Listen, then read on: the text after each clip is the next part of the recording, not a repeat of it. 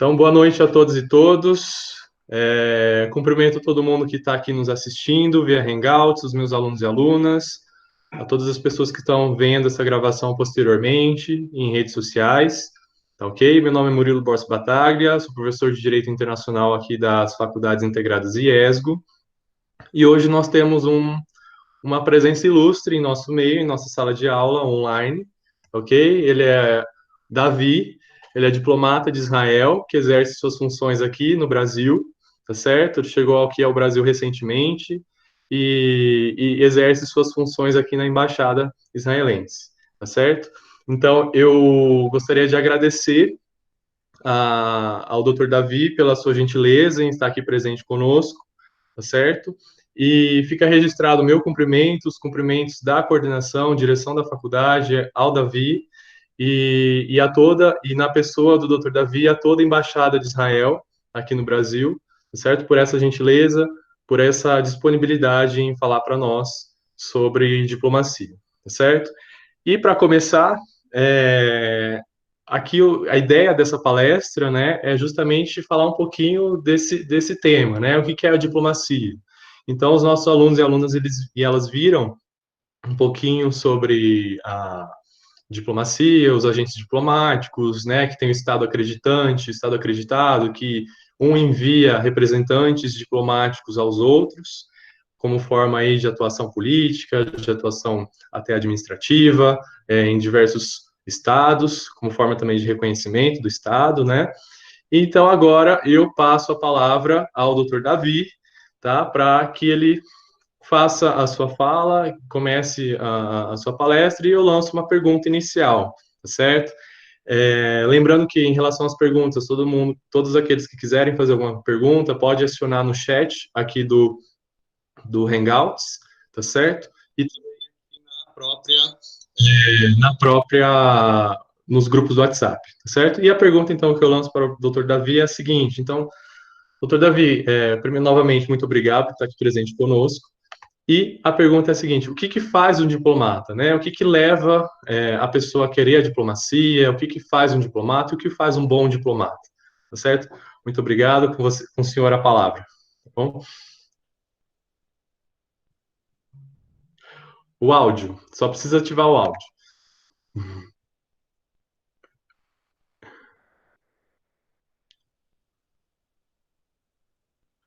I can hear you. The audio is not allowed. Okay, I pressed. Okay, yes, thank eu you. cliquei várias vezes e não só agora. Então, boa noite. Muito obrigado para o Dr. Murilo e para todo mundo que está aqui presente. Eu estou um pouco ansioso também, porque com esse isolamento social já era um pouquinho tempo desde a última vez que tinha essa honra de falar com amigos e pessoas aqui no Brasil. E espero que eu consiga falar com vocês e interessar vocês nesse trabalho de diplomata. E como o doutor Murilo mencionou, também falar um pouquinho sobre quais são as regras que regem essa área de direito internacional que toca com privilégios e imunidades dos diplomatas. Eu só vou mencionar que eu estou advogado formado em Israel e que no meu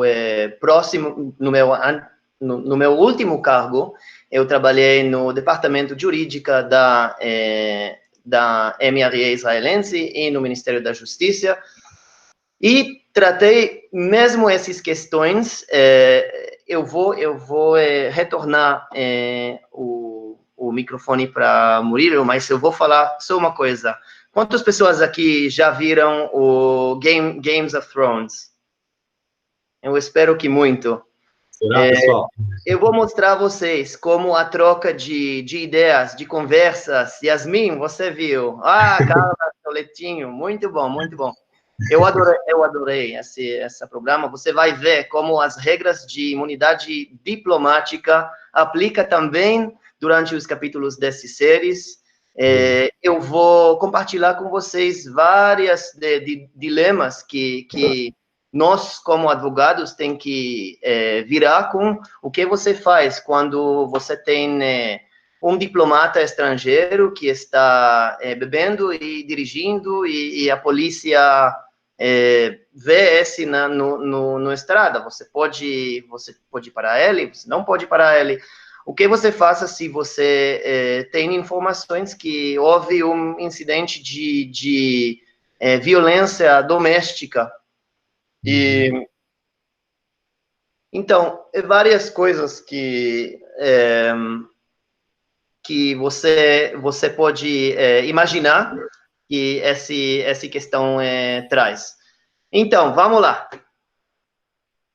Boa, Dave. Então, pode iniciar aí. Gostei muito dessa introdução. Eu não assisti Game of Thrones ainda, mas meus alunos estão me representando aqui.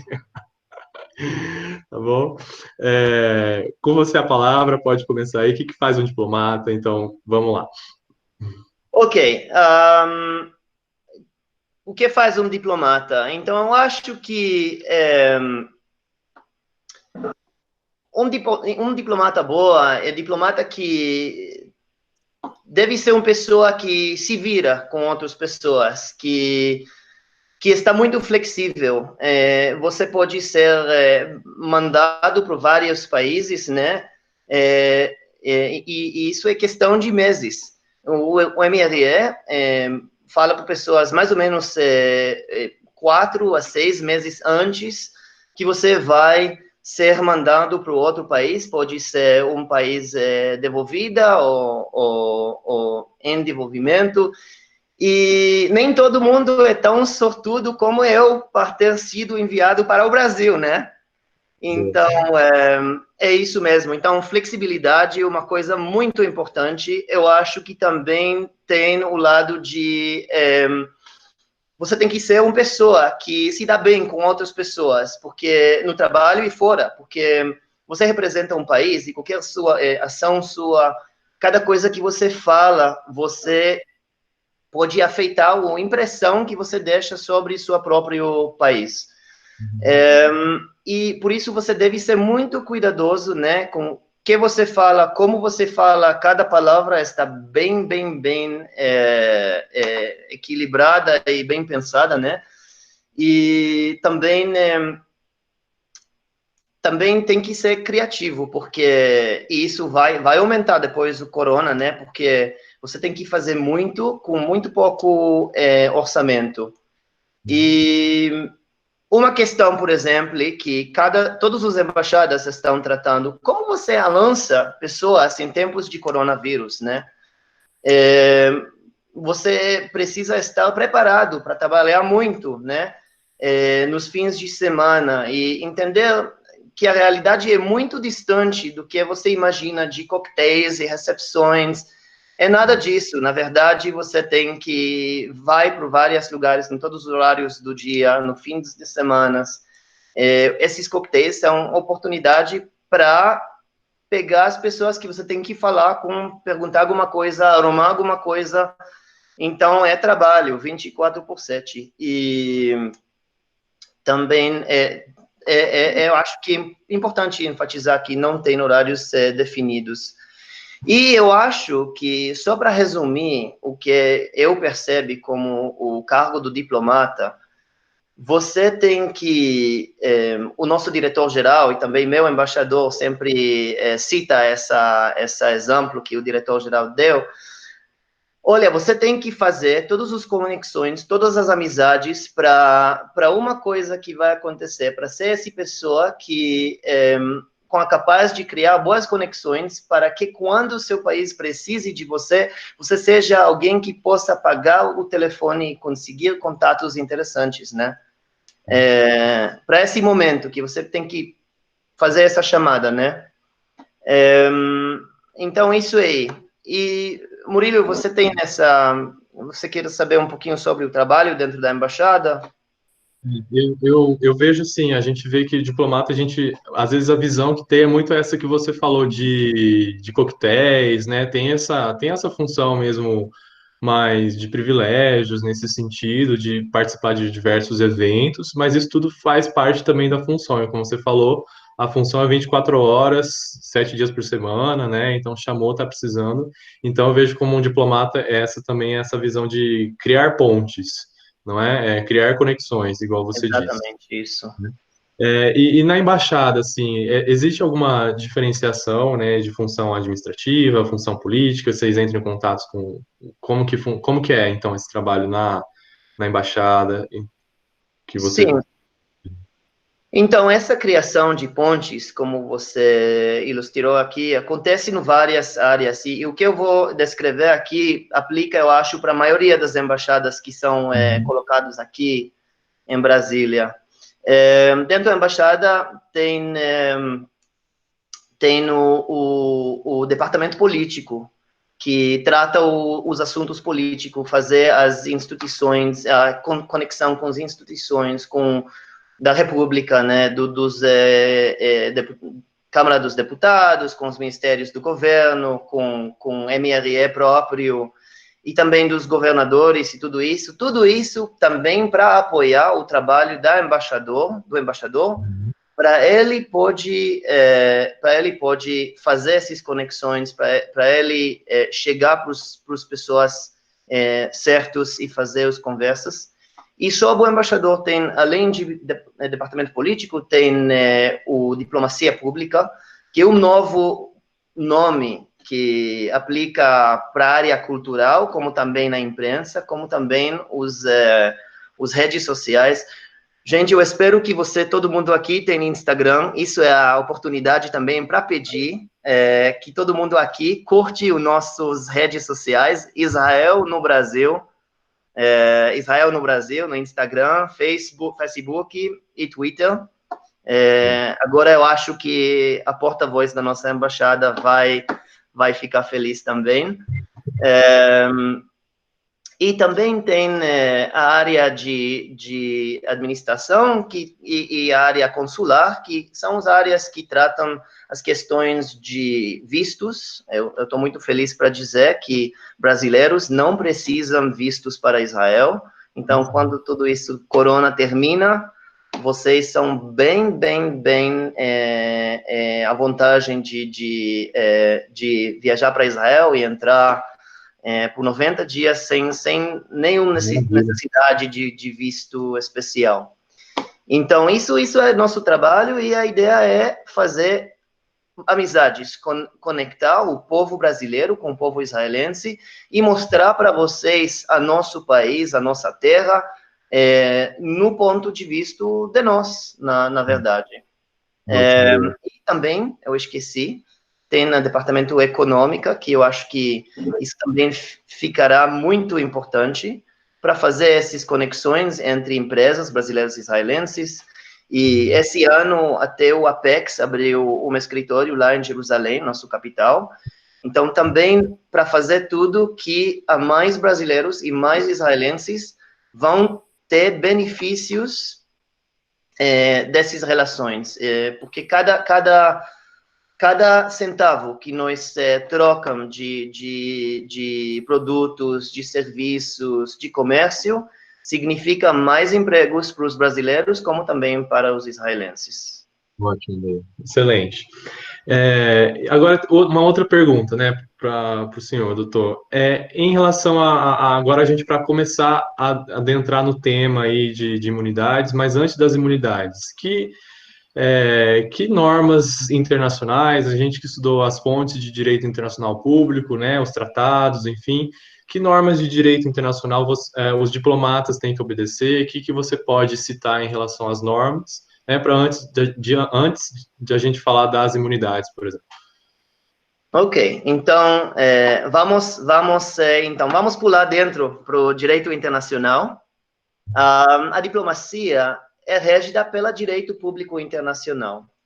E eu acho que a chave para as convenções são a Convenção de Viena sobre relações diplomáticas, o CVRD, de 1961, que é do ramo do direito internacional relativo aos direitos e diversos dos países na condução das relações diplomáticas entre si, regulando, inclusive, os privilégios e imunidades dos funcionários das missões diplomáticas. E o segundo tratado, que é importante, que está engolfando essa sistema normativa, é o Tratado sobre Viena em Assuntos Consulares, que de 1963, que codifica o direito internacional e práticas consuetudinárias sobre os direitos de funcionários dos consulados e os próprios consulados. E eu vou falar uma coisa que vai economizar para você muito tempo durante o exame do Dr. Murilo. O coisa que você sempre tem que lembrar para saber que norma está chefiando a questão é qual tipo de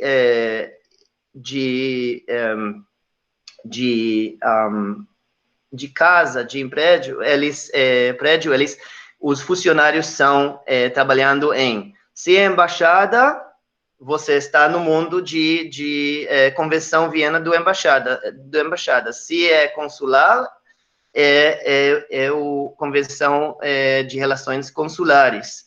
E a única coisa que eu não vou falar muito sobre o consular, além que tem aqui um pouco do meu amigos da nosso consulado geral do São Paulo,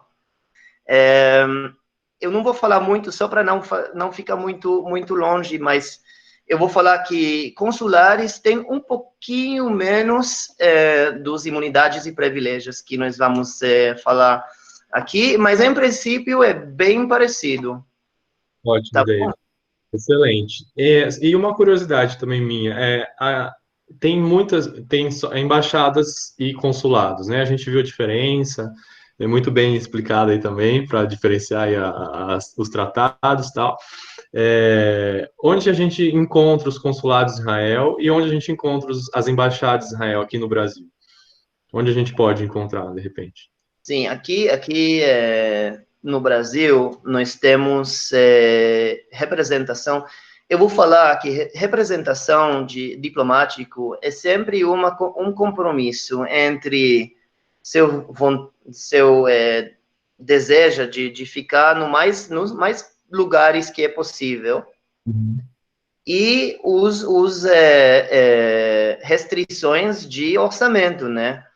Então, para nós, infelizmente, nós só temos o Brasília e São Paulo.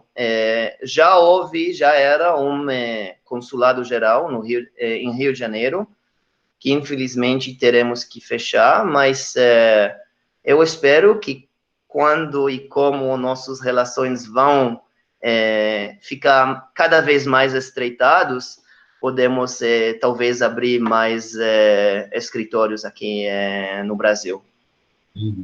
Entendido, muito bem. E vamos lá. E então já que os brasileiros vão ganhar então esse visto, né? Na verdade, a ausência não precisa de visto por 90 dias, né? Eu já ia perguntar, se precisar de visto, é só procurar, né, essas representações de Israel, né, para retirar. Se Sim, precisar. se precisar visto, por exemplo, se eu espero para ver alguns de vocês vai para uma troca de estudantes, estudar lá em Israel, passar um ano, visto de estudantes, ou se você encontra um israelense e fica apaixonado, se quer morar em Israel, tudo isso pode arrumar, eu não estou fazendo aqui nenhuma promessa, né, mas pode arrumar lá na departamento consular, ou na embaixada no Brasília, ou na consulado geral no São Paulo, e eu não estou falando isso porque são meus colegas, eles são pessoas adoráveis, e você vai aproveitar esse serviço. Entendido.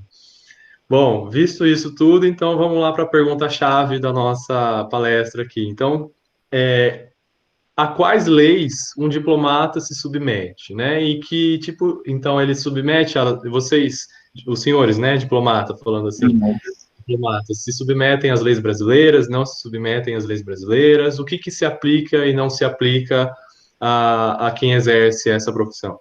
Sim, então só para complementar o nosso quadro assim de sistema normativa, falamos que tem as duas convenções. Às vezes, se você está diplomata, por exemplo, se alguém de vocês, se Deus quiser, fica concursado e viajar com o Itamaraty para Nova York ou Genebra, para sedes da UNO lá, então tem outro acordo que chama Convenção de CEDO, Acordo de CEDO.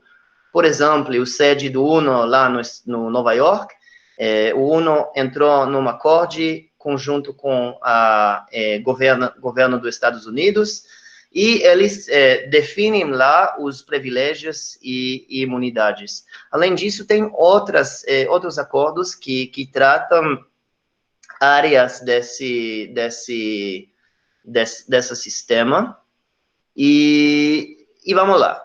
Sobre esse assunto de que leis submete os diplomatas. Então, primeiramente, cada diplomata, chegando por qualquer país, tem que respeitar os leis da país que você está. Eu, como diplomata israelense aqui, tenho que respeitar os leis do Brasil. Mas, e agora eu te prometei, para voltar para esse exemplo de Game of Thrones, né? Você lembra o Reina Calice? Ela mandou emissários, né, pessoas representantes, para falar com os reinos dos outros cidades soberanas lá, né? Então, e o que aconteceu? Ninguém matou eles, ninguém fez nada para eles. Por quê? Porque tem essa princípio de igualdade entre os soberanos, né? O soberano brasileiro, a governo do Brasil, é igual ao governo do Israel, é igual ao governo dos Estados Unidos, e não tem um que está em cima ou embaixo do outro. Tem uma ideia linda de igualdade e também de uma coisa que é igual entre os lados. Então, ela é soberana, nossa Calice, e os outros líderes são soberanos também, e os emissários que ambos enviaram uns para os outros não foram atacados pelo respeito mútuo entre os governadores. Pois os líderes têm soberania e imunidades, e os emissários gozam dessas imunidades também. Essa ideia, esta é uma ideia que eu não inventei agora só por causa de Game of Thrones. Isso chama a imunidade do Estado. E essa é a fonte para as imunidades particulares e privilégios dos diplomatas. Tão brasileiros como também israelenses. Isso é boa introdução para explicar a vocês sobre imunidades diplomáticas. Eu só vou explicar isso e depois eu acho que eu vou também dar uma resposta sobre o que isso significa, para permitir os diplomatas levem mensagens entre as nações e soberanas e façam o seu trabalho sem ter medo de retaliação política. Pensa no tempos escuros e difíceis. Como diplomatas se viram no países durante a Guerra Mundial, né? Então, essas regras ajuda para facilitar a liberdade do diplomata para executar o seu cargo. Então, assim nós podemos fazer o nosso trabalho sem medo de retaliação política. E a embaixada, e também nas premissas da embaixada, são protegidas, são protegidas. A polícia, o exército, outros agentes do país não podem entrar sem permissão.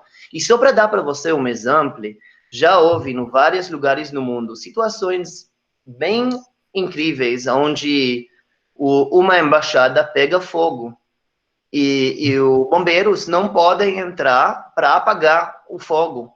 Isso é por quê? Porque se a embaixador, em nome do país, não entrega com antecedência uma carta oficial que está dando essa autoridade para apagar fogo ou para intervenir quando tem uma situação de perigo, não tem um jeito para fazer isso por causa dessas imunidades. Vamos lá. Também tem, então, não pode entrar sem permissão.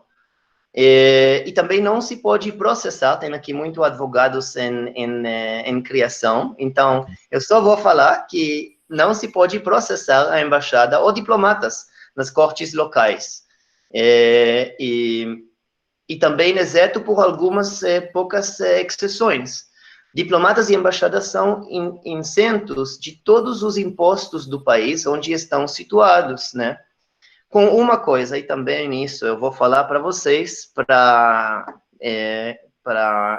Dr. Murilo dar para vocês uma nota mais alta, tem só uma coisa que é uma exclusão disso, serviços. Se você pode mostrar que é fornecimento de serviço, pode pedir à embaixada ou a diplomatas pagar isso. Por exemplo, quando eu for no departamento jurídico, uma das questões que chegou para nós era julgar sobre uma taxa que você paga quando você entra à cidade. Tem um imposto, se você entra no horários com mais trânsito, é considerado serviço e não um imposto direto, porque paga para o próprio uso da rodoviária na entrada da cidade. Então, isso é um exemplo. Vamos lá. O racional eu respeito, isso já falamos também como... Só uma dúvida, Dave, perdão. Em relação aos impostos, né? Então, por exemplo, pagar pedágio para ir de uma cidade para outra, vocês pagariam porque seria nesse sentido ou não pagaria também? Sim, porque isso é um serviço e não é um imposto, né? Entendi. É todo que você paga no rodoviária, que às vezes é privada, né? Então é serviço e não é imposto, mas nós não vamos pagar um imposto de renda aqui em Brasil, ou outros impostos também, porque já nós pagamos todos os impostos que nos obriga como cidadãos do nosso país de origem. Isso também me traga para o outro nível, que é sobre as questões de direito criminal, né? Falamos que você tem imunidade, não pode fazer buscas no carro do diplomata, não pode fazer buscas na embaixada, no lar dos diplomatas também, não pode, a polícia não pode pegar um diplomata, mas, no outro lado, se você faça ato que é criminal, o seu país deve punir e julgar você. E o país onde você está, e também no país do origem, podem tirar você do seu cargo, mandar você embora. Então, tem uma balança aqui. Isso. A gente chamaria de repente, cometer algum diplomata, comete algum crime, né? Aí o país onde ele está acreditado, ele pode declarar ele como uma persona não grata? Pode acontecer isso? Pode. Na verdade, isso supostamente, né? O que acontece nessa situação? Agora eu estou falando sobre casos acadêmicos, sobre ideias. O que normalmente acontece, eu acho que tem uma conversa que acontece entre os países para evitar essa situação que um país vai dizer para outra, olha, tem aqui o Murilo, ele fez um crime muito, muito sério e nós não queremos que ele fique aqui sem ficar punido, né?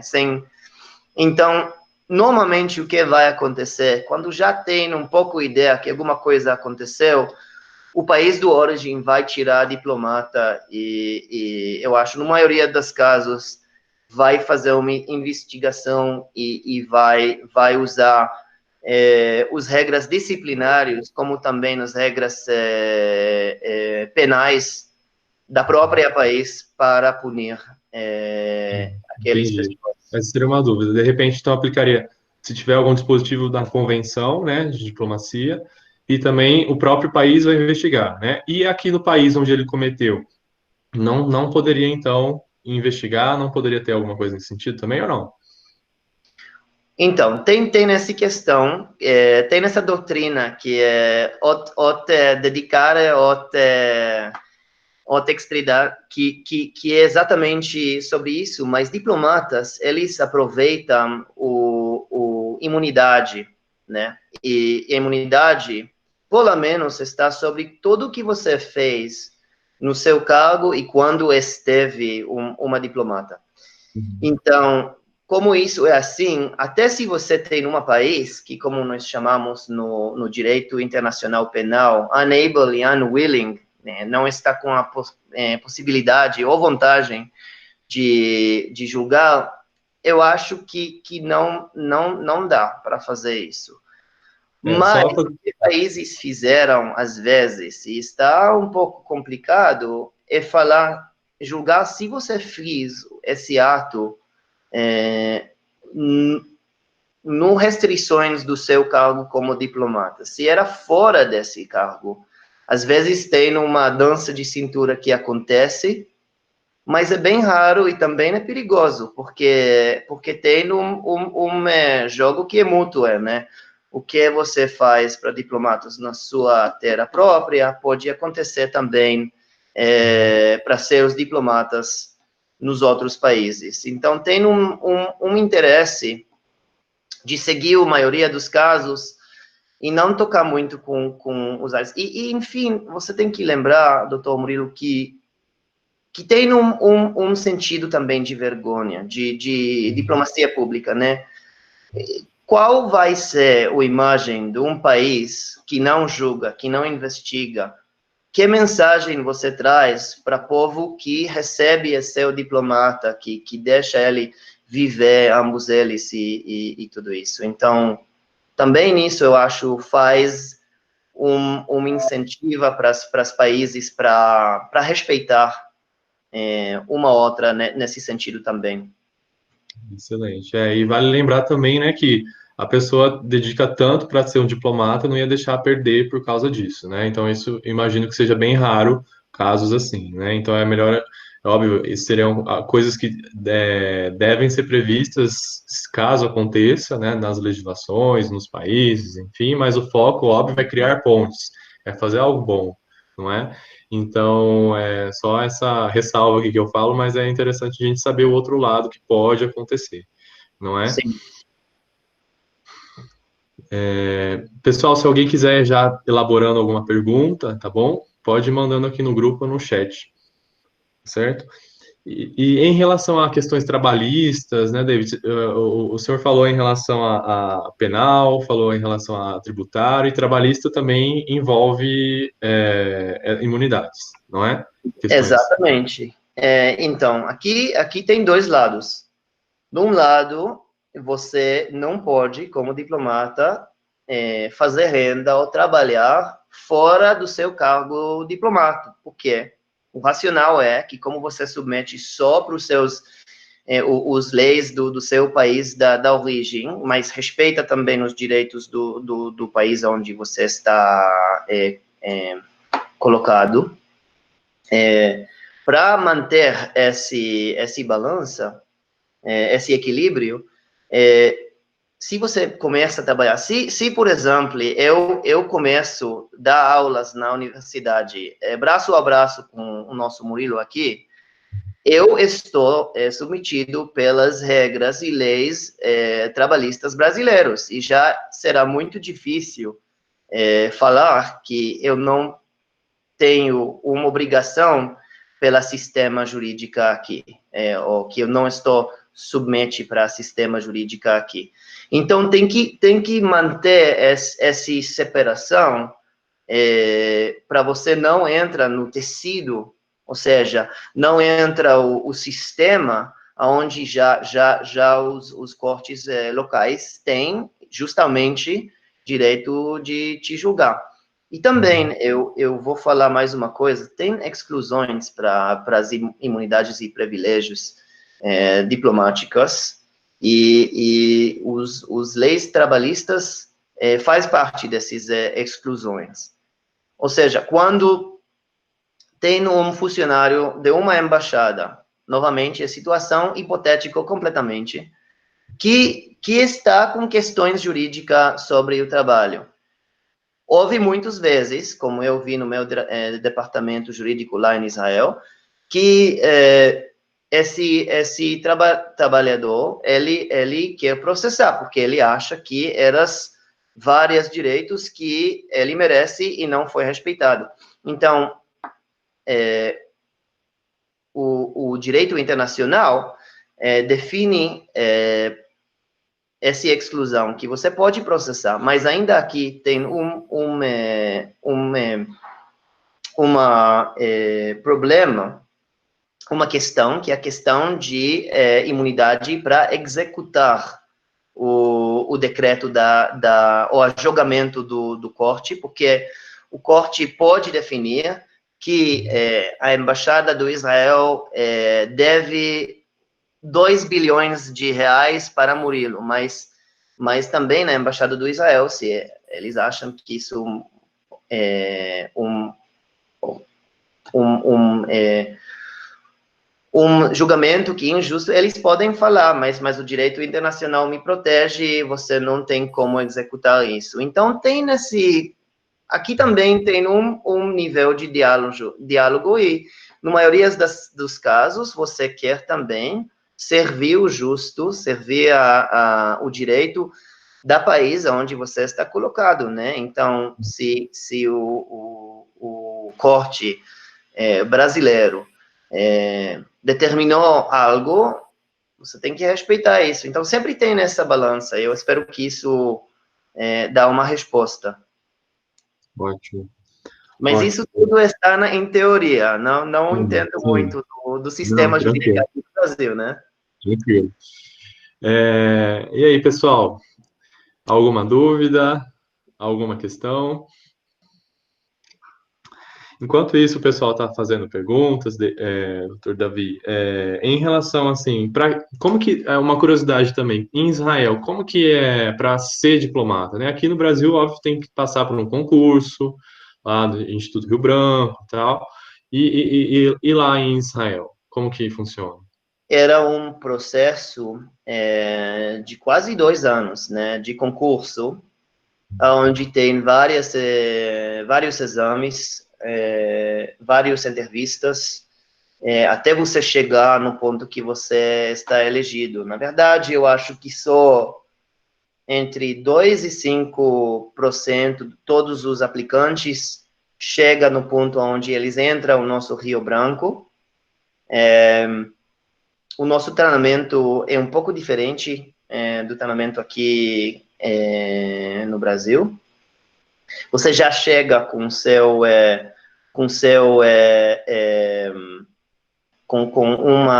já está formado no algo, então a maioria dos nossos diplomatas já estão com graus acadêmicos, né? Tem advogados, tem engenheiros, tem professoras. Eu tenho uma amiga que já era uma chefe de vendas numa empresa particular, e foi formada como quimista, e depois entrou no nosso Rio Branco. Bom, o lado positivo disso é que nós temos pessoas de todos os áreas de trabalho e de profissão. Isso ajuda muito o diversão.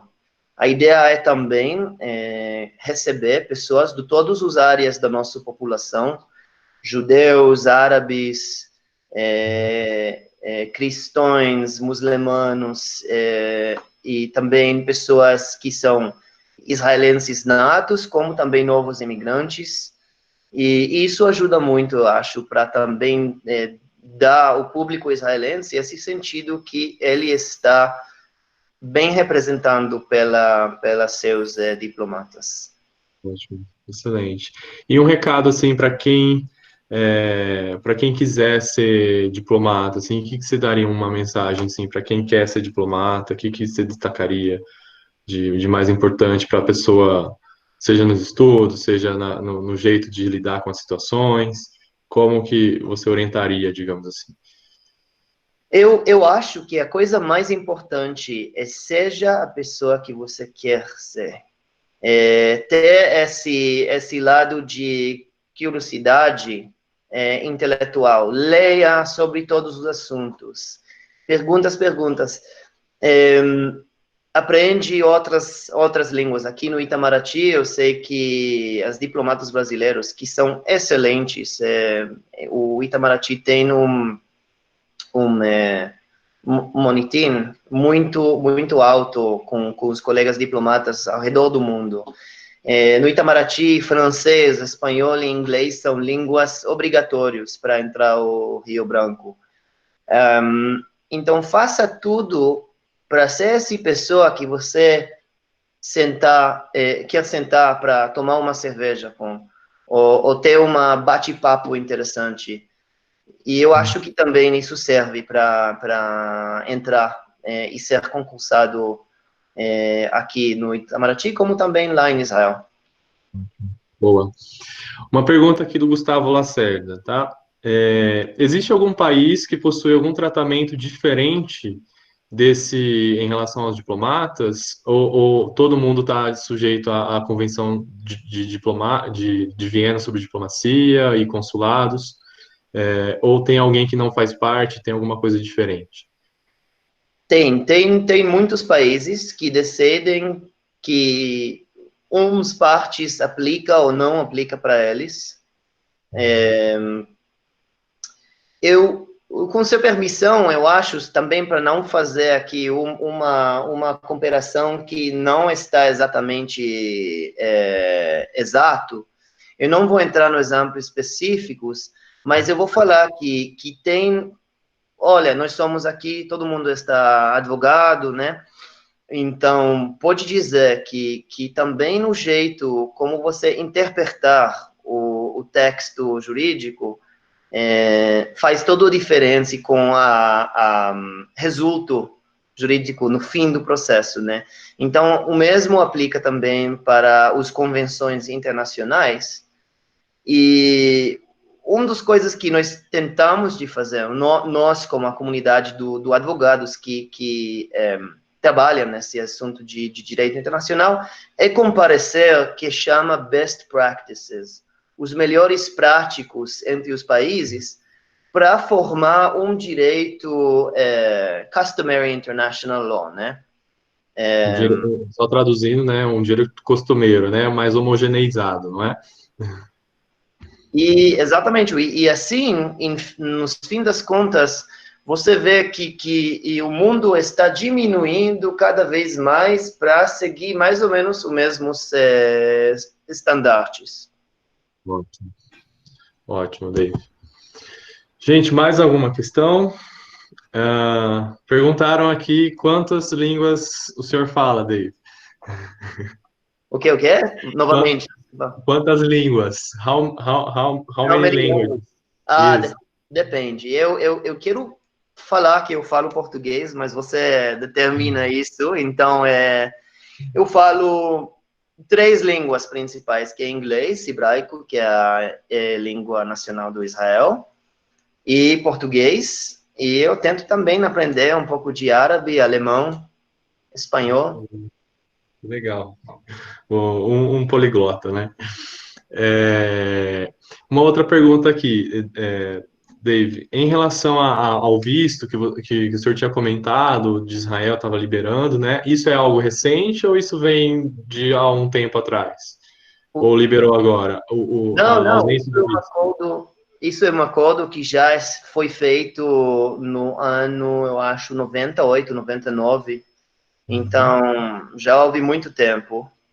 E eu vou falar que nossas relações Brasil-Israel são muito especiais. Nós temos esse acordo dos vistos, mas também temos um acordo. Israel era, eu acho, uma das primeiras países, era o primeiro país fora do área do Mercosul que assinou um acordo de comércio livre entre Israel e os países do Mercosul. Isso já houve no 2007, entrou em vigor em 2011.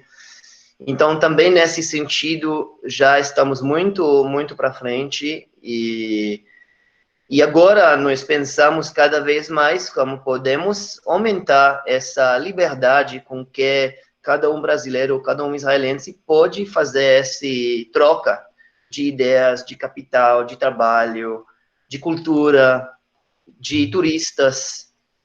Nós temos também, antes do corona, espero que depois também, tivemos já com um voo direto São Paulo-Tel Aviv, que era 11 horas, e estreitou ainda mais os nossos países. Na última vez que esteve em Israel, era outubro ou novembro, eu passei lá nas ruas do Cidade Velha do Jerusalém, né, onde, no área onde nós acreditamos que até Jesus andou, né, e eu ouvi o português, fiquei até emocionante ouvir o português nas ruas, os guias falando com grupos do Brasil, bandeiras do Brasil nas lojas, né? Então, essa é a natureza das nossas relações e eu acho que isso é muito importante.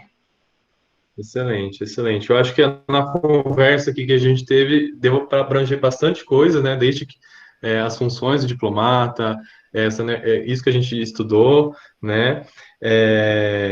Em relação ao Tratado SED, você falou das convenções, eu estou fazendo um apanhado geral aqui agora, né? Só para ir fechando a nossa palestra, né? A palestra que o doutor Davi está falando para a gente.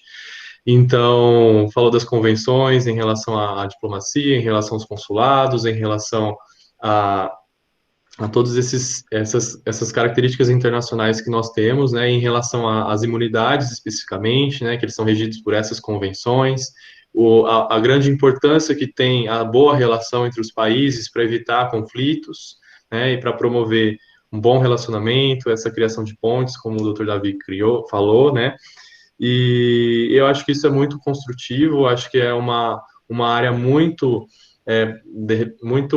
rica em termos de cultura, em termos de aprendizagem também, né? Seja em relação em termos pessoais, as pessoas convivendo umas com as outras, sabendo lidar com a política, sabendo ser político, né? De certa forma, também o diplomata tem que ter esse jogo de cintura, não é? Para determinadas questões. Então, acho que isso é uma profissão muito honrosa, né? Então, já caminhando aqui para o nosso final, nessa minha fala, eu queria agradecer a todos os alunos e alunas que fizeram-se presentes aqui, né? A faculdade que apoiou essa iniciativa e principalmente aí a Embaixada de Israel, que aceitou, que permitiu que o Dr. Davi falasse conosco, ao Davi, que nós somos amigos, né?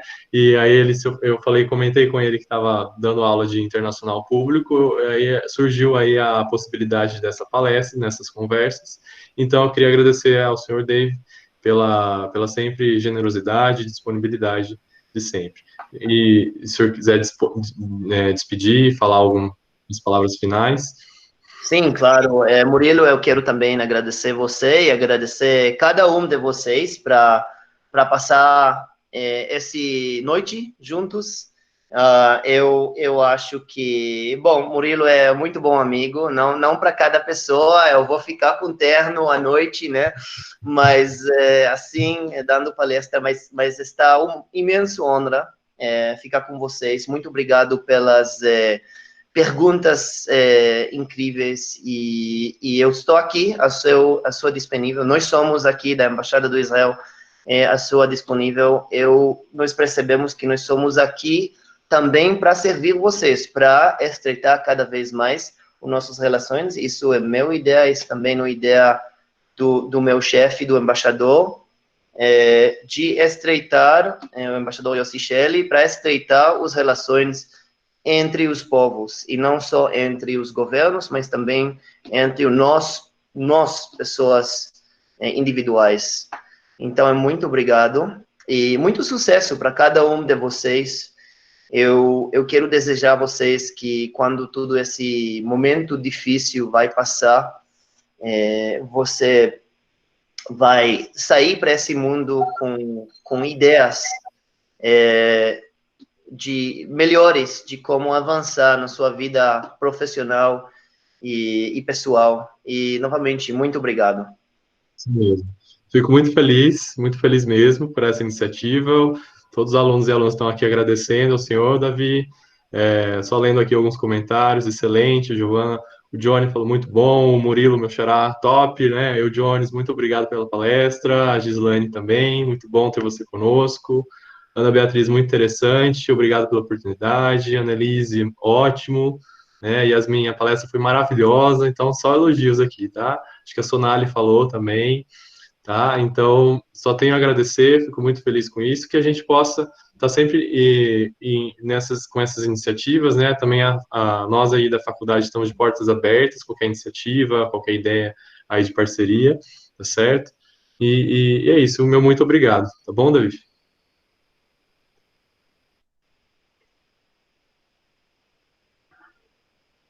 E mais no Brasil, e vamos continuar essa ligação, tá bom? Isso aí, obrigado, David. Obrigado, Um valeu. abraço, pessoal. Só fechando aqui, pode desativar a tela, tá certo?